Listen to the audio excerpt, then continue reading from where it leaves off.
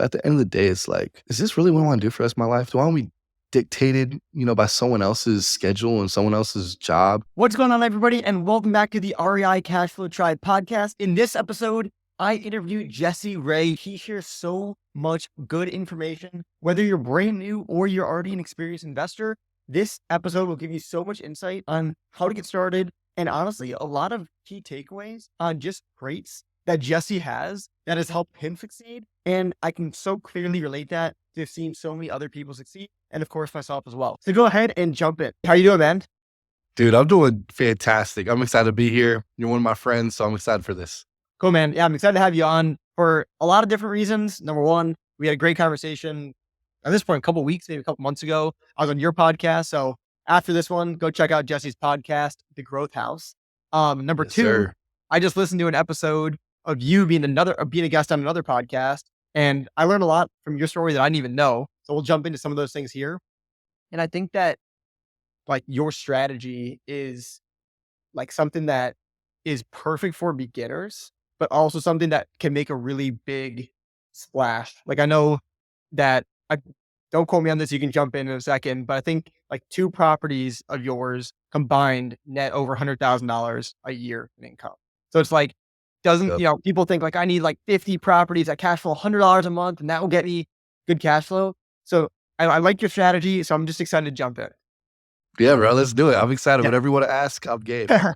Cool. So I guess just for those of you who don't know you, just kind of give a quick background about yourself and how you even like learned about real estate and got that bug.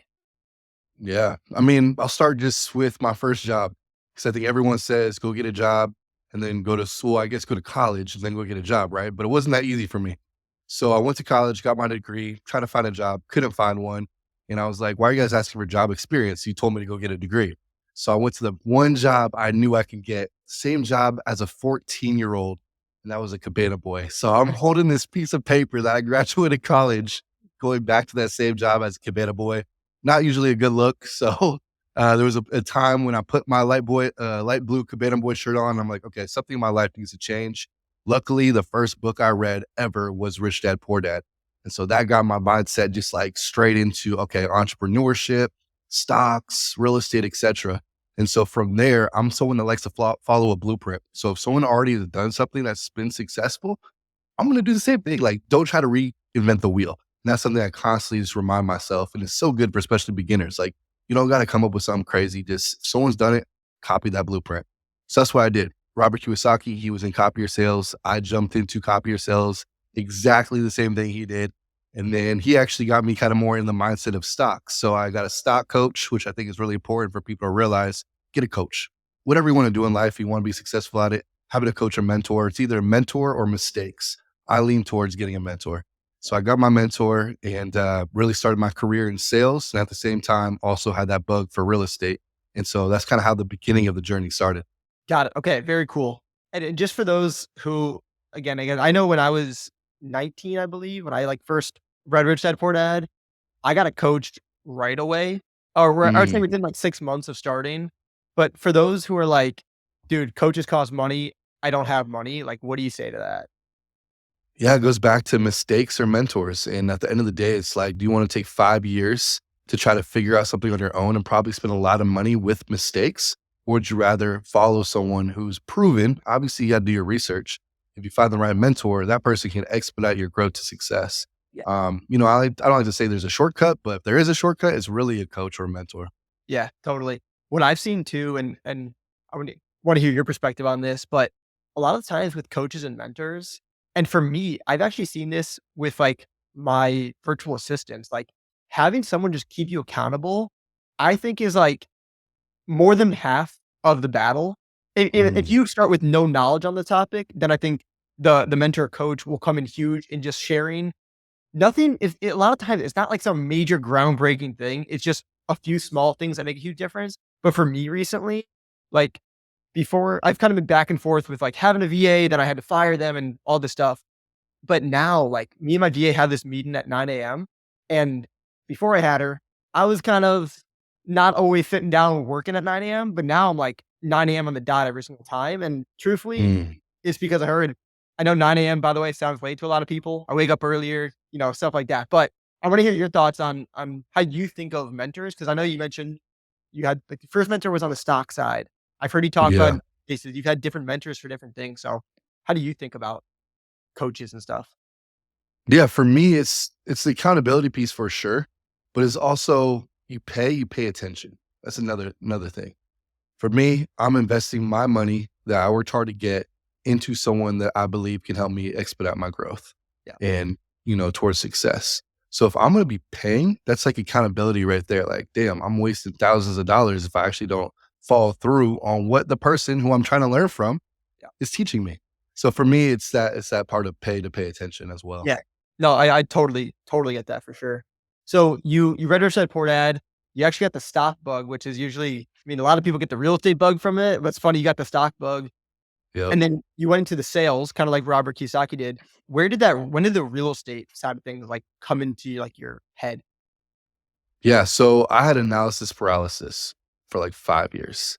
And in that time, also, I try to gamify things. So for me, saving money, delayed gratification, living below my means been like this constant, pillars in my life. So for me, it was gamify. How do I get to 100K? Which, as we both know, there's no reason why you need to save up 100K before getting into real estate. Like that was a myth I had in my head. But at that time, that's what I thought. So the stock coach helped me kind of and commissions from sales stack up 100K in about 3 years. And at that time, I'm also telling everyone I know, I'm going to go buy a house in Arizona. I'm going to buy a house in Arizona. Had no idea how. And then it slowly transitioned into, all right, I'm going to put pen to pad, which I think is super important because a lot of people have this idea that if you have a vision in your head, it's going to, take place. I believe it's not a real vision. It's more of a dream until you actually put it down in writing. So for me, I put it down in writing. Hey, this is 2020. So I said 2021, I'm going to buy 2 houses. And that's when I wrote it down. 2 days later, made a couple offers. And I made offers before, but I was kind of just messing around. And I finally made 2 offers. And then 30 days later, I owned my first house. So that's how exactly I got into real estate. And I had it with the intention of doing house hacking. So I read all these books, all these podcasts. So I knew that house hacking was going to be my route. Gotcha. Okay. And why house hacking? Because there's like a million different strategies. And I'm just Mhm. curious, like, what made you choose house hacking? It's just like the easiest way to get in. I mean, at the end of the day, you're able to put down 3 to 5%. You're able to then have other bedrooms. So you can do it where you have a duplex, you live on one side and then rent out the other. And that hopefully will cover most of your mortgage. So you live for free. But I'm like, how do I lower my two number one expenses? Number one is the car, right? People have expensive leases on their car. I bought my car outright. So $0. Another big expense is rent. What if I can eliminate rent? And then all that money that I'm saving on rent, or the mortgage, I can put into savings. So that's what I thought about. 3 to 5% down. I don't have to pay for where I live. I have a nice house. And my intention was I could actually live with some cool people because I get to control who moves into the house. So those are my main reasons Yeah. for, house hacking. Got it. Okay. I mean, makes total sense to me. I didn't personally go the house hacking route because I mean, I don't know. I think, and I encourage the house hacking. It's actually something I'm looking to do coming up. I'm kind of in a situation where I'm moving around a bunch, and for me right now, like I'm just like I'm comfortable buying properties, so I don't have like I, I don't know. I don't know how to like. It's not like it's an excuse per se, but like for example, I moved to North Carolina, right? Hmm. And I kind of made the conscious choice of, do I want to live in a prime downtown location, or do I want to kind of live a little off but house hack? I think Hmm. for where I was at in my real estate journey, though, I already had a property, so I was already kind of in that mindset. And but going forward, like once I find a place to live, I tell my girlfriend, we are house hacking. We're gonna live in one unit, rent out the other. But I also think that most importantly, for a new investor who's afraid of risks and all these things, like house hacking is such a no brainer way to start because you lower your expense. You need a place to live anywhere. Anyway, you're going to be paying rent. And the fact that you can only put down 3 to 5% is crazy. Do you have any Hmm. certain resources, books, anything for someone who's like, I want to learn more about this house hacking thing? I've heard of it, but For Just some sure. Yeah. Craig Kurlop, that's my guy. okay. I had him on the podcast as well. He wrote a book with Bigger Pockets called, I believe, The House Hacking Strategy. Okay. So, guys, go check that book out. Another book, it's a little bit less known, but it really helped me because this book taught me. Actually, he was based in Arizona. His name is Ben something, Ben L. And I think it was called Luxury House Hacking, which this was a concept that was interesting because a lot of people, and maybe you have this belief that if I'm going to buy a house hack, it's got to be, maybe out in the outskirts. It can't be that nice of a home. But his strategy, which is the same strategy I use, is all right, get a nice house, get it in a decent location. It could be $600,000. But here's the thing, make sure it has a detached casita or detached ADU unit, which means an additional dwelling unit. Yeah. And so those I actually put on Airbnb. So that's like bringing in $2,000 a month. Right. That's covering most of your mortgage, maybe half your mortgage in today's rates. And then you still have 4, 5, 6 bedrooms in the main house. So you're able to cash flow like crazy and live in a nice area in a nice home. So I'll say those 2 books and then Growth House Podcast. I got to plug myself for that one. We have a bunch of stories about people house hacking as well. Okay, sweet. I love that. So for your first house hack, what was it, a single family house or was this like a multi-unit property? Mm. Yeah, my first house hack was 4 bedrooms in the main house, and then had a casita, detached casita, and then we added another bedroom in the house as well. So it turned into a 5 and then an additional dwelling unit. Okay, cool. What would you say to people who are like, Jesse, I'm not living with 5 other people. Like I don't know 5 people that I would want to live with, and I'm not living Yeah. with 10 those. What would you say to that? Yeah, it's funny because at first, that was the main concern, and then at the end of the day, if you vet the right way, then you create an environment where it doesn't feel like it's crowded with people. Most people are working. So you're not at the house all day running into people. Like, I think that's a misconception that a lot of people have. And also with us, we just have guidelines. Hey, no personal belongings in the common areas. So if you walk through any of my houses, any time of the day, you'd be like, does anyone live here? Like, no joke. I've had people say, who lives here? Does anyone live here yet? I'm like, yeah, we have 6 people living here. They're like, who? Like, can't be guys. I'm like, all guys in in this house. They're like, what? So it is funny because that is a common, and not everyone does it this way. So yes, most likely if you're moving into a house with 6 people, it's going to be a zoo. But just with the people that we have, they're working professionals. They're people who, understand the concept of clean, safe, quiet. That's kind of our motto for just overall co-living. So if you have the right people in the house, it doesn't feel like you're running on top of each other. Yeah, that's super interesting. The other thing when I tell people, like when I hear those things from people, like I don't want to live with other people. I don't want to I don't want this. It always comes back to me that like you have to give up something. I believe in that. I want to hear your thought on Mhm. this. Like you explained how the way that you structured it and you set the expectations up front, everyone like no stuff in the common room and you kept it super clean. But the fact that you had to give up the fact that you're not going to have 110% privacy. Like if you're walking through a hall or whatever, you're probably going to see somebody, or I don't know how the bathroom Mhm. situation works. You might have to share a bathroom for a little bit or whatever the case may be. But I don't know. I talked to so many rookies, like people who haven't started yet. And I was in this Mhm. too. So I understand where they're coming from. But now that I wouldn't call myself a full on pro, I'm always still learning, but You're I've got the seasoned, Bailey. You're seasoned. see, I got some season on me. I got some salt and pepper. But I don't know. It's like number one, I'm always like, you got to give up something. And then the Yeah. second thing that always hits me is people are, what if it doesn't work out? What if this? And I'm always like, you literally have very little money right now, and you're in already not the greatest situation. So I always come back to what's the downside to what's going to happen versus what is the Mm. upside to it. I'm curious to how you Yeah. think, and from a lot of like the rookie types of investors, which we were all at one point, but how you 100%. process with those people. I think this is a topic I haven't talked about much. Let's dive into this because it is so true. And it is a mindset shift. Because at the end of the day, guess what? I still live with my friends. Like, I Right. actually enjoy it. I'm 30 years old, I'm financially free. I got, plenty of passive income coming in. I don't need to live with someone. But I'm like, I actually now enjoy it. And I'm from the thought and from the school that I had a roommate in college This is my guy, my day one, but man, it was chaos. So that's just one person. So after I graduated college, I literally moved to a studio apartment and lived there for like 4 years by myself. And anyone who asked me, like, dude, why do you just live in a studio by yourself? I'm like, I hate roommates. Literally, that was my go-to quote. I hate roommates. So I've experienced both. And yes, you have your own privacy when you have a studio by yourself.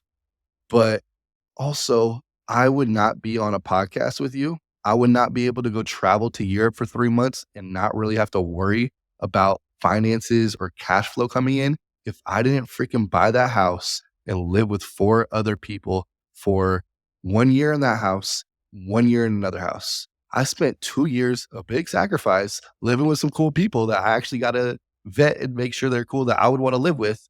That's the huge sacrifice that allowed me my freedom. So that's if you don't have a mindset where you can sacrifice 2 years living with some other people, then it's not for you. Maybe financial freedom is not for you. So I think it's really a mindset shift. The only caveat I will say, if you have kids, totally understand. If you have kids, then look at a triplex, duplex, quad, whatever, where you can actually have a unit to yourself. I get that. But if even if you're a couple, go get the master bedroom with the private bath. You still have 3, 4 other rooms that people can share. Like, it's not that big of a deal. It is an investment in yourself, and it's just that it's a mindset shift for sure. Totally. And just one other thing to add on to that is like living with other people, that isn't like the only option, obviously. It's just the fact that, and again, my opinion is like you got to give up something. Like for me, I'll just give an example. Like I don't spend any money on just things that are just for me. Like I don't just go shopping for new clothes just for fun. Like don't get me wrong. I'll I have business expenses that I pay for and I want to make sure that I'm, operating efficiently and that all that good stuff. But like I buying clothes right now doesn't interest me at all because that doesn't help me live a more free life or like anything like that. So Mhm. just certain things that you have to give up. And I think you can look at it as, oh, I'm sacrificing not buying, but like it literally doesn't interest me right now to buy clothes because I know Mhm. that I could buy properties and that gets me just way more amped up and gets me closer to my freedom goal, essentially. For sure. So, It's just a delayed gratification mindset. And yeah, for me, also, maybe I'm blessed in the fact that I'm not like a huge car guy. Like, I'm not a designer guy. Like, I actually don't really care. And I think, especially clothes, man, I've just seen it attract the wrong people. Like the people that wear designer clothes and then their friends, I'm like, I don't want to really be friends with those people anyways. So for me, it's also just like how I look, how I present myself, how I dress also attracts the people that I typically like. And so, yeah, I'm not, going out there and buying a new car, even though I could. It's more so like I'd rather invest in assets. Like I'm still young. I'm still, you know, really creating my career, not as career, but, creating a life I want for my future family as well. yeah, totally. So after this first property that you bought, you lived in it for I think you said 2 years, got the roommates going. What was your next step in this whole real estate journey? Mhm. Yeah, this is where it gets fun. I got some fun stories for this one. So I bought my first property, lived in it for 6 months. Like I said, I was intentional. I had some entrepreneurs or aspiring entrepreneurs, business professionals come live with me because that's the environment I wanted to surround myself with. And within 6 months, it was just obvious that this was changing my life, but also everyone else's life in the house. It's like, oh, this could be an interesting concept. At the same time, I get a new job because my current job, I was actually still in Portland, Oregon. Okay. And they didn't know this, but I ended up just moving to Arizona during COVID. I'm like, guys, you can't even go, knock on businesses and sell copiers. So might as well be in some sunshine while I make calls. So I was in Arizona. And then fast forward, I get a new job, a software sales job, and I'm in training. And so while I'm in training for this new job, I'm also hunting for my second house because I'm out of room. So people are like, hey, Jesse, we want to move into this house that you created. We love the environment. I'm like, all right, let me go look for a second house. Plus, it was on my notebook, my journal to do that for 2021. So I was super blessed. I had someone across the street say, hey, Jesse, I'm looking to sell. I love the concept that you're doing. I know my house is ideal. Do you want to buy my house? I'm like, it has a pool, it has the extra parking, it has all the bedrooms. Absolutely. Yep. I go there, about to sign the contract. We already have a verbal agreement. And then all of a sudden, he hits me up the next day, says, hey, Jesse, sold it to Open Door for $20,000 more. I'm like, Oof. cool, bro. Like, I would have paid the 20 grand because I actually really wanted the house. So I could have sat there and moped, and I maybe did for like 24 hours, and I started binging this TV show called Undercover Billionaire. I don't know, have you heard of it? Yeah, yeah, yeah. Dude, it's so good. So anyone wants some inspiration, go watch that show. And so I was sat there watching it for like 24 hours, and then people would, see me just binging the show, and I'm not a big person to watch this TV. So they're like, "Dude, you good?" I'm like, "Yeah, man. I thought I was gonna buy a house, but I wasn't able to." And then I looked at one of them like, "Dude, I'm gonna go buy a house in like the next couple of days. Just watch." And he's like, "What are you talking about?" I'm like, "I got a plan. I've heard of wholesalers going and knocking on doors. I don't really know how this is gonna happen, but I'm gonna find another house in this neighborhood." And so that Saturday, I put a backwards hat on, and I'm like, I can't look like pest control. I can't look like a solar salesman. So I got to act like I'm just your neighbor, which I was. And so I'm just going like jogging every 4 minutes, stopping, knocking on the door. And everyone was like, "Dude, what are you doing here?" I was like, "Hey, I'm your neighbor." Super random, but someone actually ended up renting my house, and I'm now homeless. That was kind of like my pitch. And so this is just to say, like, guys, you can get creative. Like, I did not have a script. Like, let's go do it. Take some action and see what Yeah. happens. And so everyone's like, all right, it's kind of weird, but good to meet you as my homeless neighbor. So I'm going like the rest of the day. It's hot outside. I'm sweating. I see one house across from the park. I'm like, oh, that house could be good because that's parking along the park edge. And so I go there, knock on the door. Sweetest Jamaican couple. "Hey, Jesse, how are you doing? Great to meet you. Sorry, we're not the owner. We're actually renters." I'm like, "Oh, okay, good to meet you. About to leave." And they said, "But we actually just bought a house." So in my head, I'm like, this house is gonna be vacant. Yeah. I wonder if they're gonna sell it. So I say, "Hey, can I connect with the owner?" They say, "Absolutely." So I actually ended up connecting with the agent who they just bought another house from. Long story short, we make an offer that same day. 30 days later, we close on the house. Wow. That's how I bought my second house, was by door knocking in my neighborhood, and the last house I knocked on the door, we were able to get. Crazy. That's crazy. That's crazy. Yeah. Wow. I mean, I think just like like going outside the box, like, and just doing something is like what I'm pulling from it. Because there's so many ways to Mhm. like find deals. A lot of people are struggling with that. But like just the fact that you door knocked, I mean, that takes some balls for sure. Um, It is funny because, like, I, like, reflected on it afterwards. I'm like, "What did I learn from this?" mhm, And I think for that first day when I was kinda moping around, I was just like, I was almost content. I'm like, "You know what? I don't need to hit this second house. I already bought my first house. It took me 5 years to buy my first house. What gives me the right to be like, 'Hey, I'm gonna buy 2 houses in the first year of buying my first one?'" yeah. And I almost use God as an excuse. I'm a person of faith. I'm a Christian. So I was just like, maybe it's not in God's timing. And I thought about it for a second. I'm like, maybe God's just like, "Jesse, I really throw one obstacle in your way, and you're just like, oh, it's not in God's timing." So I'm like, I'm not gonna use God as an excuse. And so I kind of came up with a quote that's kind of like based on a couple quotes where it's like, if God closes a door, go check to see if it's unlocked. And Mhm. so I literally did that. I was like, let me go check another door to see if that was unlocked. And so that's kind of like something that I just kind of took away. Because I'm always someone that likes to reflect. If I have a win or a loss, what did I learn from it? And so to kind of continue that story and kind of how I left corporate and how this growth house concept started was, at that same time, I get the second house, and literally a week after it closes, which this would have been bad if it happened before. A week after the house closes, I get a email. And I was the number one, like one of the top people in sales in my last company. I got recruited over to this company. So in my head, there's no possibility that an email from HR would be bad, which is, stupid thing. And so I get an email from HR, and the HR lady say, "Hey, we'd love to talk to you." I'm like, "Okay, awesome." Like, did I get promoted? And so I get on the call, and she's like, "Hey, Jesse, you're still in training, and we're gonna have to cut half the team. And because you haven't been able to produce, because you're in training, we have to cut you." And I was just kind of confused. I was like, "Oh, okay." And they're like, "But potentially there's a severance package, and then also we want you to actually interview for the team right below you because they have a spot open on the team." So I'm like, "Okay, whatever." And I almost forgot at the time, but in my journal, along with those 2 houses, I had one more thing. I wrote down, I don't know why I picked this date, but I wrote down February of 2022, quit corporate America. And so just remember that date as I share the story. So I'm with HR, and then I get, to have a call with the other managers. As I'm on the call with the other managers, the whole time I'm just like getting rubbed the wrong way. I'm like, "You guys like know that I got recruited to be in the sales position ahead of you, and you're just like trying to big dog me. Like, Jesse, why is your schedule empty? I'm like, because you guys fired me. I'm not going to book calls for my last week just to give someone else commission. Like, I'm looking for a new job potentially. So they're just trying to like throw all these random things at me. And the last question they asked, they just hit me a certain way. I remember this so vividly. I'm on a Zoom call with them, and they go, Jesse, we're not sure about you, so sell yourself to us. Mm. I'm like, interesting. I know I'm in sales. I get the question. But at the end of the day, it's like, is this really what I want to do for the rest of my life? Do I want to be dictated, by someone else's schedule and someone else's job?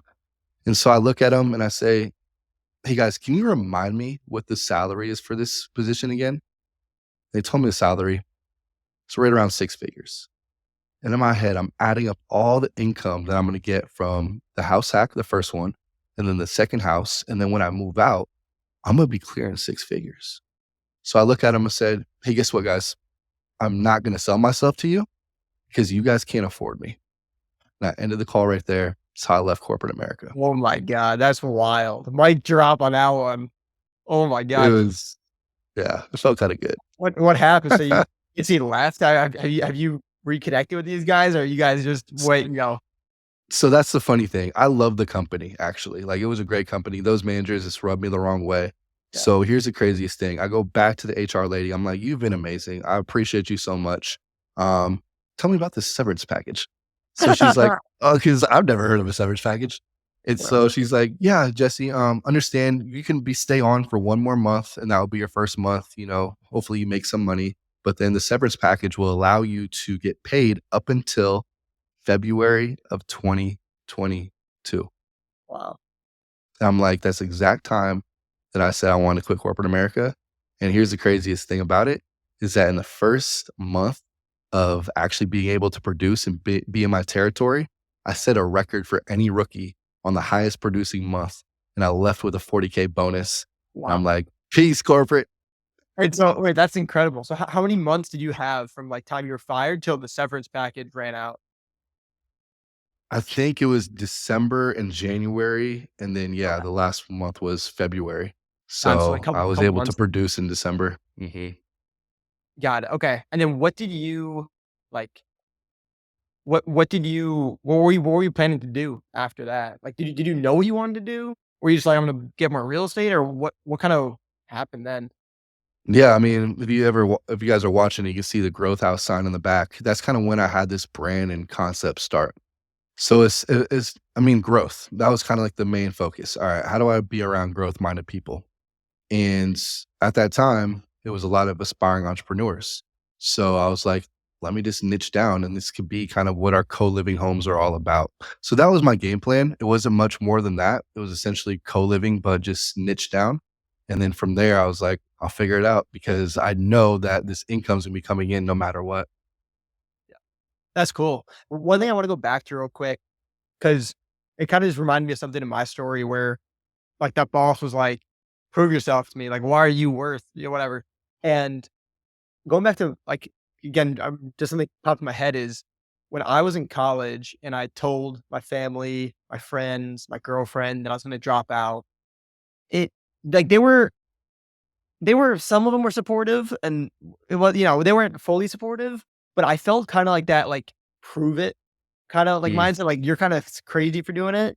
And I almost kind of had that moment where I was like, I didn't fully second guess myself, but I definitely had some thoughts where I was like, shoot, am I doing the right thing? Because at this time I had my co-hosting business going, so I had some money coming in, but I was like, shoot. And it wasn't until like I started buying properties where I got to this point where I'm like, shoot, like I don't like it. It's like this some sort of confidence came in, not like a cocky thing, not like a ego thing, but just something that shifted actually more for them, where they looked at me less as like questioning me and more like, oh shoot, dude, can I learn from you now? So it's kind of like just funny mhm, to see how like I don't know, at least for me, and it sounded like maybe a little bit for you too. Once you started seeing success, it helped you build confidence in yourself even more. And it mhm. sounded like you already had some in you. And again, when I dropped out, I already had enough in me to want to drop out. So I had Yeah. confidence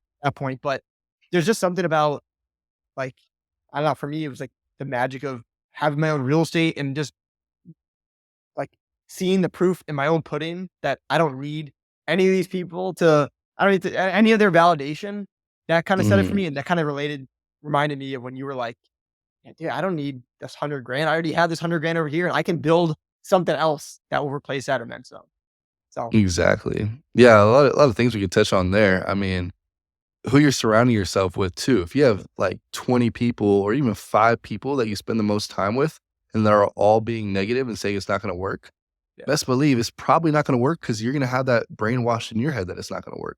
So I think it's super important to surround yourself with the right people who are, encouraging and positive and see what if though? What if it could work?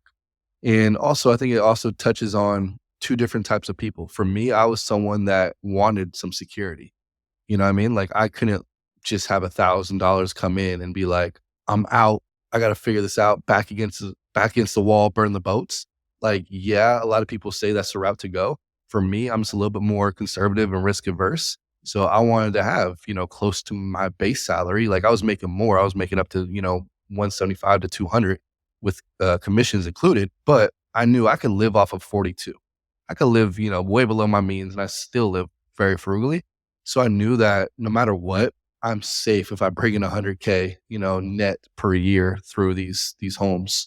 But I kind of could share a story which ties into this story about one of the first people who came into the growth house, was my friend Derek. And he's the opposite. He's the burn the boats type of guy. So quick story, and this ties into like what the concept of growth house is. So I have this second house that's being completely remodeled. And I put a post on Facebook saying, guys, I'm creating this entrepreneur house in Phoenix, Arizona. It's gonna be so dope. We're gonna have angel investors, blah, blah, blah, master classes, weekly accountability meetings. Do I have any of this planned? Nope. I was just casting the vision and seeing who bite. Yeah. And so this guy, Derek, reaches out through Facebook, and I'm like, this guy seems cool, former athlete. And so he tells me a story. He's like, "Hey man, I'm sleeping on my friend's couch. Just started this Airbnb property management business. I got 3 properties under my belt. Got like $1,000 coming in." In my head, I'm like, "How are you gonna pay rent?" I'm like, "Hey, he sees the vision, so I want him." So I say, "Come over to the house." I bring him to the house that was being completely remodeled. And as I mentioned, I was homeless because all my bedrooms were rented out in the other house. So I actually ended up putting my bed in the kitchen. So I was sleeping for a month in the kitchen while the house was being remodeled. And he comes in the house, sees a bed. He's like, "Wow, why is a bed in the kitchen?" I'm like, "Don't worry about it. Just listen to the growth house vision." So I paint this vision of what we're gonna do in this house. We're gonna cold plunges, work out in the morning, being remodeled. And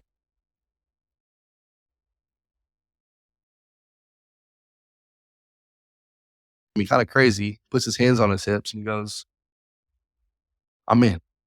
And so the craziest thing about him is, yes, he was my first person who believed in me. One of my best friends to this day. I literally just saw him. But besides that, his success story is incredible. He's someone that had it all in him. He was only making like 40 grand in his corporate job, only a couple thousand through his Airbnb property management business. So if someone saw him like, oh, he's got a long way to go. Within 6 months of being around like-minded people, he grew from 1 to 3 different states to 35 properties in the first 6 months. Now, 2 years later, he does over $500,000 in revenue in like 7 states, 60 properties. And he's got Wow. a team of like 4 or 5 people. Like, that is the power of surrounding yourself with the right people. 100%. That's crazy. What do you think it is like? Because I think a lot of people hear the idea like surround yourself with the right people, but like, what do you think is like the real driver behind that? Like, what's like this? What actually happens? Like, obviously, like the Mhm. result. Like, why do you think it's so powerful to surround yourself with the right people? There's a lot of reasons. One of them is just the proximity. If you're close to another person, I'll give you an example. Let's say I'm having a streak where I'm not closing any deals. Business has been rough, taking a couple L's. All right. There's gonna be someone else in the house that's on freaking fire. They're crushing it. We're all like a little match. We get close enough to the match that's lit up and they're crushing it. We just get close enough. We're gonna slowly catch that spark and we're gonna get lit up too. Yeah. And I think that's the main thing is just being close to people who are winning that's going to encourage you that they're no different than you. Right. You see, especially if you live with them, you see them go to bed. You see them like go do their day. It's like they're nothing special. And so Totally. that gives you the confidence and belief in yourself that they can do it, I can do it. And that's why I surround myself with people and I go to masterminds, pay thousands of dollars every year. One of my friends, Brian Lubin, was like, hey man, 4 grand for this mastermind. I'm like, here you go. No, not even a second thought, because I know the type of people are going to be in that Yeah. room. And so for me, it's the same way. Like I want to get around those people who will have that match lit. Yeah. No, totally. I agree with you. And I think surrounding yourself with the right people, like one example that always comes back to me is like I'll tell my family or whatever, oh, I'm buying this house. And it's always like, whoa, like it's always the like putting the brakes on. And then I tell somebody else who's like way farther ahead of me in the real estate world. And they're like, or this is, in this type of example, it's like, dude, you're only going for this type of house. Like, why don't you go for a bigger property? And it's just like Mhm. perspectives is just like, is crazy. And I remember last year I was like, we talked about this a little bit, but I was running, um, I was running ads and I paid for coaches. Last year I paid over 50 grand for coaches and different things. And like I'd tell one person I'm running ads, like, oh, that's risky. And I tell another person, our coach, and she's like, you got to do way more than that. And it's just Mm. like the perspectives could like if you're surrounded by just that one person who keeps on questioning in a negative way, because I think questioning in a good way, there's some positive things that come out of that. But from someone who hasn't done it, big harm versus the other end can help a ton. Now, one thing that For I'm sure. yeah, one thing that I'm having a dilemma with right now, and maybe you can give some insight into this, is so I have 3 properties right now. Each Mhm. property on average generates 2,000 per month in profit to me. Okay. Just like Mhm. averaging numbers here. So part of me is like, should I buy another property that brings in 2,000 a month? Or like, why are not, because it's the same work at the end of the day. Should I buy a property that brings in 4,000 per month? So that's my internal battle. I'm curious to hear what you would say or like how you respond to that. Yeah, break down what's holding you back from doing a bigger property. It's just more money, if there is private capital, what's the holdback? So the biggest thing that's going through my head is I'm in this one main market. And I don't think it's necessarily like the holy grail of market. It's served me really well. And I do think it's a good market. But in my head, I'm like, I can scale in this market till I hit probably 20K per month, which is gonna be, I'm not good at math. So I got like basically 7 more properties, and it's actually more like maybe like 5 more properties. I'm just kind of rounding down. So if I buy 5 more properties in this one market that all generate 2,000 per month cash flow, I'll be at roughly that 20 grand mark. So part of me is like, I already have really good team there. I know the market, I know the demand. I can kind of share the lead amongst my properties and get to that 20 grand. And then if I'm getting 20 grand on autopilot, I'll have more money to then dump into bigger properties and then go into other markets. That's kind of my thought process. But then every time I think that, I'm like, I don't know if I'm just like tricking myself in that scenario. Yeah. In the other markets, you know that you're gonna get 4 grand cash flow? Well, and just I mean, I know markets where I can get more cash flow. Yeah, the properties are going to cost more money and it's going to be quote unquote more risk, more money up front, more Mhm. everything to get it going. But I know I can do it for sure. It's just that I think I don't I have, think the main q I think the main question to ask is how soon? Because that's the thing. How soon can you get 5 properties in your current market? yeah, And let's say you have the 20 grand goal, right? So you want to get there in the next 12 months, then is it possible to get that many homes in your current market? Or you only need 2 or 3 in the other market. Is that the better way to get there in that amount of time? So I always think it's like for me, I've been terrible at this last couple of years, but I'm just kind of now realizing how much clarity is a necessity when trying to figure out your goals. Like work backwards, trying to get 20 grand in X amount of time. What strategy is going to get me there? For me, I'm also someone that always likes to do um, like highest and best use. What can I do the highest and best use of my property? That's why co-living is such a good strategy for me. And that's why also I haven't scaled yet because like you said, I get it. I'm going to now have to create a whole new team in another market. But if that's my goal and I'm trying to do it in 12 months, I better get my ass to do that because that's the only way I'm gonna hit my goal. So yeah, I'm not a big fan of like bouncing around a bunch of different markets, but I think if that's something that you want to do and you have a time frame that you have to hit it and you're not going to be able to do it with your current method, then you got to do it. Yeah, no, that makes sense. I like that perspective. The other thing that is that like the reason why this came up for me is because I'm looking at a property right now, and we're actually waiting for my realtor to send me the info on it. But this property is gonna make me a little bit less than the average of the property. So like instead of 2,000 per month, roughly, it's gonna make me like 15 to 1,800 per month.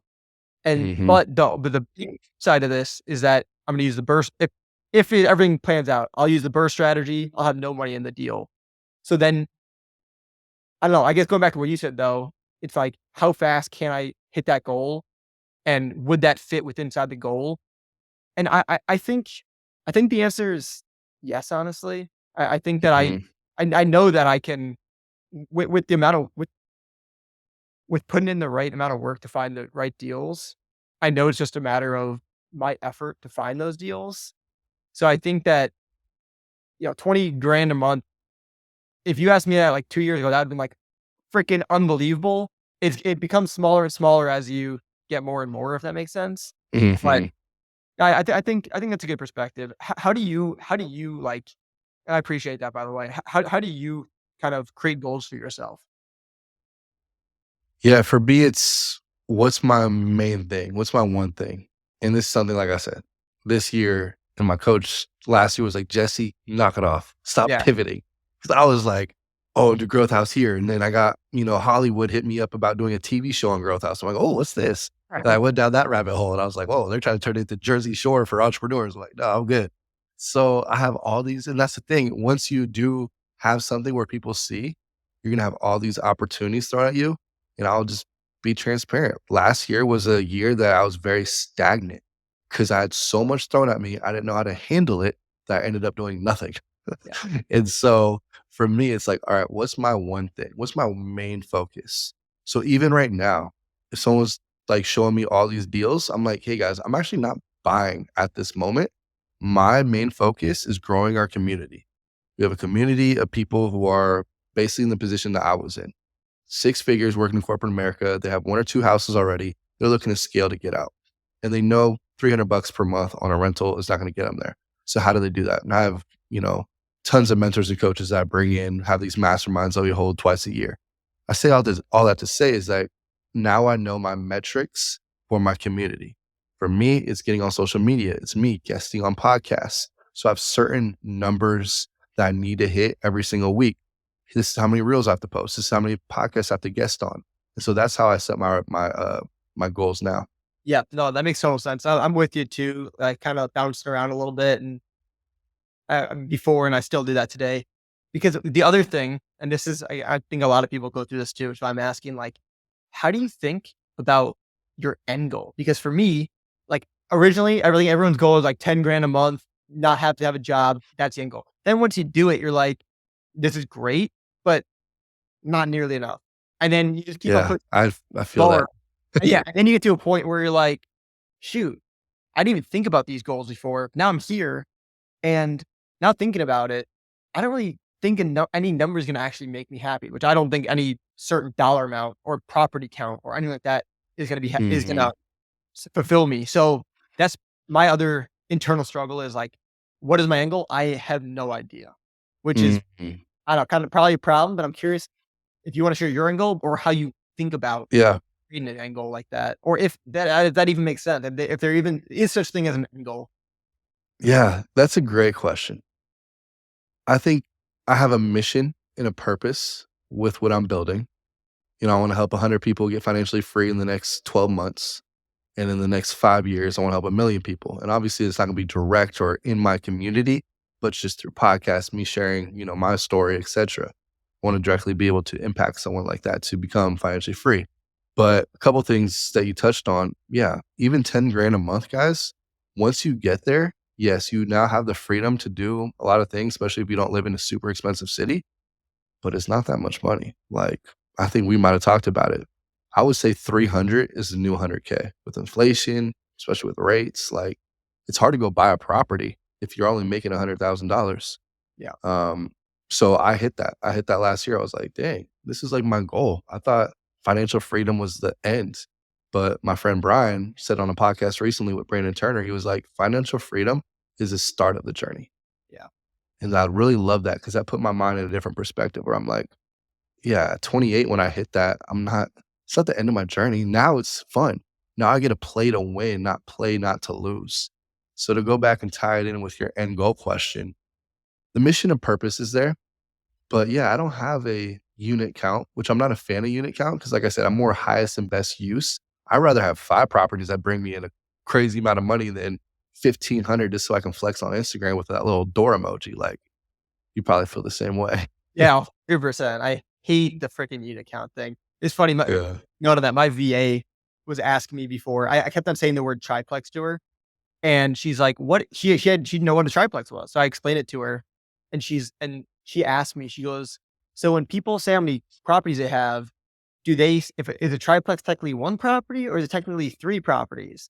I'm like, "It's funny you ask that because whenever someone asks me, like, I have 3 properties. Yes, one of them is a triplex, but I'm not like 3 properties, 6 or 5 doors or whatever the count is. Like, I don't care. I'm like, how much money are those things bringing me? That's all I care about. So just funny that I you mean, yeah, at the end of the day, I got 13 doors in 2 mentioned. houses.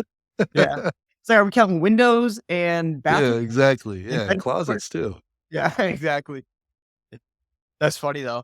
So for going back to like the end goal question, you're saying that for Mhm. you, like just like the purpose and the mission is the main thing driving you.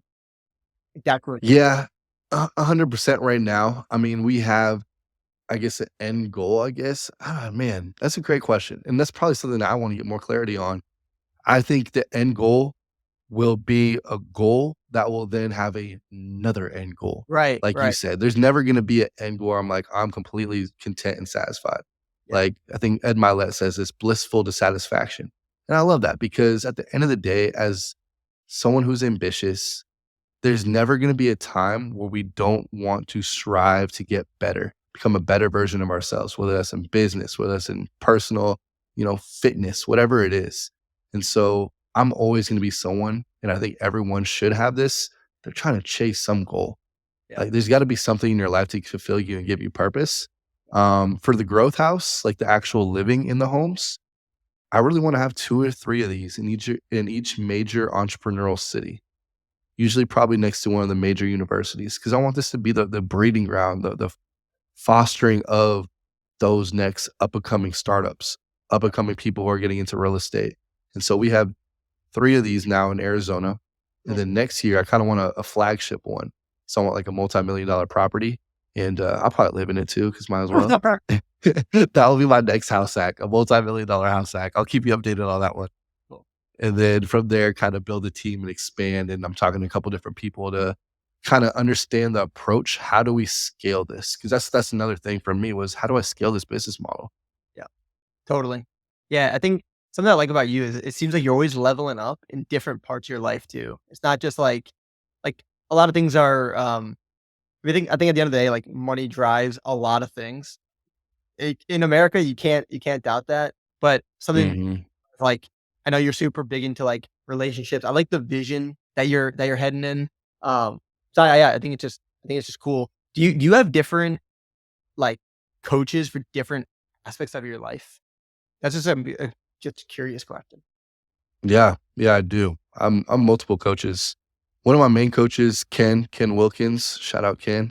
He's my main one with strategy and just kind of overall business. He's Yeah, someone who's got multiple 7 and 8 figure companies. This guy's just a savage. And one quick note on how to find a mentor. yeah, Yes, it's great to find mentors who are on social media and like offering their services, but there's also people out there that don't have an Instagram following like Ken, and they're just like see something in you, and there's no way I can pay him enough to actually coach me because I couldn't afford him. But find yourself just good people who you're like, I like their character, I like their values, and I want to be a part of, having him help me in some kind of aspect of my business and life. So that's how I actually sought him out as a mentor and coach, kind of a side note. But yeah, yeah. so he's one of my coaches. I mean, even Spanish. I'm trying to learn Spanish. I got a Spanish coach, like shout out Lola from Argentina. So That's all. So so yeah, there's different coaches in my life. For fitness, I'm very big into making sure I'm working out. So I have multiple people who I schedule. Ramon, my guy here in Arizona, also a very successful real estate guy. We work out twice a week now. And so it's just having those accountability partners or those mentors and coaches in certain aspects of your life. So yeah, I guess to say maybe not all my aspects of life do I have a coach, but I at Yeah. least have someone holding me accountable in the areas I want to level up in. Yeah. No, I like that a lot. I think it's important. I think last year I did a lot better job. I think surrounding myself with coaches in different areas, kind of slacked off a little bit to start the year. I'm kind of back on Mhm. track a little bit. Actually just got a Whoop. So There that's you like go. that's holding me accountable. Have you heard of these or you have one of these or no? Mhm. I don't have one, but I wear Aura Ring when I sleep Okay. because my sleep has been terrible, so I'm trying to get back on that.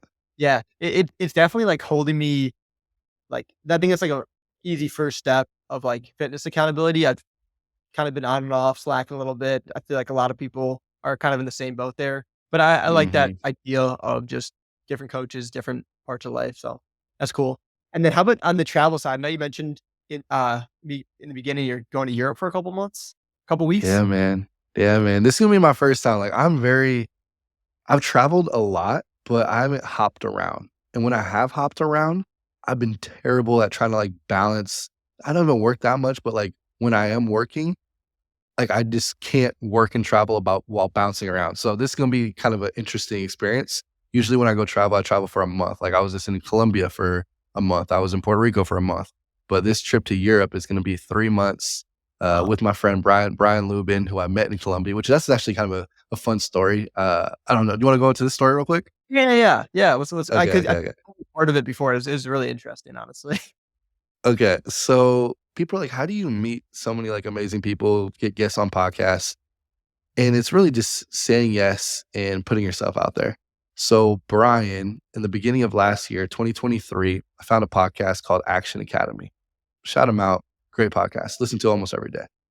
And so, as I'm listening to this podcast, I'm like, I really like this guy. This guy's like my same age, corporate, sales background, same as me, did house hacking. I'm like, I can relate to this guy. I know we will hit it off and be friends. I didn't know him. I'd reach out to him on Instagram. He'd be like, "Hey, thanks for sharing my post." Like that was it. And then fast forward to about October, I see he posted something on Instagram that said, "I'm in Mexico City, but I'm about to go to Colombia for a couple weeks." And I sent him a DM. I sent him a reply to his story. I said, "Bro, that's crazy. These are the dates you're going?" He goes, "Yeah." I go, "I think I'm going there at the same time." My coach Ken, like a week before, was like, "Jesse, sit your ass down in Arizona. Oh No my, more traveling." that's And fun. I was like, "Ken, I want to go though. We're gonna hit it off. I'm gonna build a connection with this guy."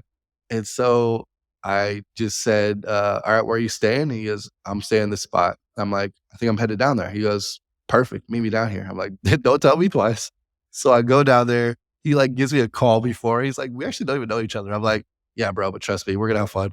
So we go down there, just become like instant friends. I mean, we have so much in common. That's another thing. When you reach out to people, like vet them out. Like basically, Instagram, you can tell if you're gonna like the person through Instagram. Like me and you, Bailey, like we knew we hit it off when we hopped on a call together, did our first podcast. And so, like to kind of wrap up that story, was a couple weeks while we're down there, another friend of ours hit me up. His name is Sam Wiegert, and that's another guy who's like the king of co-living, like even 10 years experience past me. Great person to also learn from. And he goes, "Hey, I kind of want to meet you guys out there." I'm like, "Come out." So I get to hang out with like my two people who I wanted to build a more like stronger connection with on Christmas in Medellin, Colombia. Like it was Wow. incredible. And so after that, me and Brian just stayed in touch, and now we're gonna bounce off to Madeira in Portugal in the next couple weeks. Dude, that's awesome. Yeah, I feel like one of the reasons that I've seen, and this is just me looking on the outside observing, and then this is huge lessons for everyone listening in. I think like when you have your eyes set on something, you just like go for it. So kudos to you on that. Like you lock in, you're like, this is happening. And I like what you're doing with your podcast too. You're like, you have a couple different things. They're like, if I don't post by this time, DM me and I will give you money. Like you're just like ultimate Yeah. accountability. So I respect you heavily for that. And then the second thing, and I think this is one that is this sums up so many things that I think separates people who are successful versus not, is when you say something, you're the guy who does it. Like, I remember Mm, when our podcast, we were chatting after, and you're like, "Oh, I'm gonna connect you with this guy, and this guy," or and a couple different things, and each one, boom, boom, boom, and it wasn't even like instantly you hopped off and you just did it. Like, I know you're busy, you have things to do, but you intentionally like made the group chats on Instagram, like you just did those things, and those small things. Well, first of all, thank you just of course, bro. for the connections and for doing what you said you were gonna do. But I think a lot of those small habits that I don't know if you've always just been like that. Actually, I'll ask you that first. Have you always been like that? Did you Yeah, learn that? Like, how did that habit come about? Because I know it's something that's not just yeah. like I don't think I feel like it's something where you do that in a good way. Yeah, that's a great question, and I appreciate that you mentioning that because it's something that I kinda pride myself on that I do follow through or, for me, it's providing value, and especially to someone that like you, where I can actually help out, and you're at a position where if I make intros, you'll follow through as well. And so for me, it's when I meet someone and I wanna build a deeper connection, how do I provide value? And I think a lot of people get caught up in the fact that maybe they can't personally provide value. Like even for you, you're like, dude, do you know anything about marketing and like ads? I'm like, no. But I'm gonna figure out who I know that's trustworthy that I can introduce you to. And so for me, I'm a connector. I think that's the easiest way, especially as you're starting and you're trying to build relationships with people maybe above you, financially successful, whatever in business, is to be that connector. So you don't have personally the value, find someone who does and make that connection. Because here's the thing, if they become friends or they do business or it's a good connection, which always vet them out to make sure it's a good connection, So, they're gonna be talking about you all the time. yeah. So they're gonna be like remembering, like when they go hang out or they're on a podcast together. I've been shouted out so many times on podcasts that I'm not a part of just because I'm the one that made the introduction. Like, how do we connect? Oh, Jesse, shout out Jesse Ray, man. Yeah, good look on connecting us. So I just like to provide value. And I think a main focus of mine is to be a connector. Yeah, no, I appreciate it. I see it. So you're doing a great job with that. I think Appreciate that's it, bro. so like relates so much to going back to just like getting started in real estate is like kind of the whole theme here. But like it's kind of twofold. Number one, it's like when you're buying a property, I know this is like a question I get a lot. I get asked a lot is like, well, how do you make sure that the property was in good condition, all this stuff? I'm like, I don't know, but I'm gonna find someone who knows the answer. Just I guess like in short, just being resourceful and Hmm. when that you're not gonna know everything. Like you're like, I don't know about marketing and that stuff, but I'm gonna find somebody who's really good and connect you. Same thing on the buying side. Hmm. If you're buying a property, you don't need to know every single thing about it. Find the person who does, because if you wait to learn everything about it, I think it's kind of like an oxymoron, or I don't even know what the term is, but Yeah. it's impossible to know everything about it until you do it. So it's like, what's coming first, the chicken or the egg? You got to hop in. That's like one major thing. And then one other thing I want to add on to that is, and I see this so often, it's like when a lead, for example, reaches out to me on for one of my properties. 'Cause I do like more of the midterm rental side. Hmm. Um, is if I'm not able to help them with one of my properties, I'm searching for still a solution to help them, even if it's not going to directly benefit me. So, for example, and I actually have an example where it actually kind of hurt me, but I know it's going to help me in the long run, kind of thing. So Hmm. I got this lead on Airbnb. They booked on Airbnb, and it was a company booking for their employees for a week long, and these were employees who worked on this farm. So I called up the person who booked and I said, "Hey, just saw you booked." The way that she put her stuff in, I knew she was like the employer. So I started talking to her and she's like, "Yeah, how we typically work is we book 1 week of Airbnb and then we let um the employees find their own long-term housing." And I was like, Mm. "Oh, that's cool. Who do you guys have helping you with that?" She's like, "Nobody." And I'm like, "All right, well, I've got like the best realtor in town that's helped me with all my properties. She can definitely find you guys a place to stay on the long-term side." So I made that connection, just added value to her. She was so thankful because, well, to start with, my Airbnbs are way cheaper than these hotels. Not because I'm undercharging, just because Airbnbs, when they're just more economical in a lot of situations. So I already added Mhm. value with her in that way. I got a big benefit out of that as well. But then when I connected her with the realtor, that gave them a really good connection in the town that they didn't already have one in. But it kind of some people might look at it and say, well, Bailey, if that realtor gets them a long-term rental, they're going to be out of your Airbnb faster. And don't get me wrong, that came through my mind. I'm like, man, if I just don't refer them anybody, they're going to keep on extending on my Airbnb. And then I'm just going to Yeah. make money and we're going to be golden. But at the end of the day, I was like, this is a lot. This is way bigger of a long game than just let me get a 3-week booking on Airbnb. This was like, hey, Mhm. I can just consistently get 1 or 2 solid weeks from these people, build a strong relationship, and on the flip side, add value to my realtor and have her continue to get these referrals and continue getting paid from these people. I'm like, there's just something here that I like that's just a win-win all around. So it's just like, if you can't always help directly, I think that's something you've been good at to come full circle here is like, if you can't help directly, you actually can help. It just might not be as direct, but it still provides the same, if not even more value than you actually doing it. If that makes sense. Mhm. 100%. No, I love that example. I think Yeah. a lot of people, especially early on, get caught up in like, all right, if I give, what am I gonna get? Yeah. Throw that out the window, especially just starting off. Like, you don't have enough value to be like, I need something right away. Like, guys, this is a long game. Yeah. Like for me, it's integrity, character over money all day long. And I want to provide as much value. I want to be known as someone that if anyone needs something, they go to Jesse and Jesse has someone to connect them with. Yeah. And so I love what you said there. And that story totally resonates with me. Yeah, bro, I love that. Cool, man. Love it. Well, Jesse, where can these listeners find you? Instagram is probably the best. The Jesse Ray, TheJessesseRay. DM me, guys. I'm open. I love to talk. I love to help out.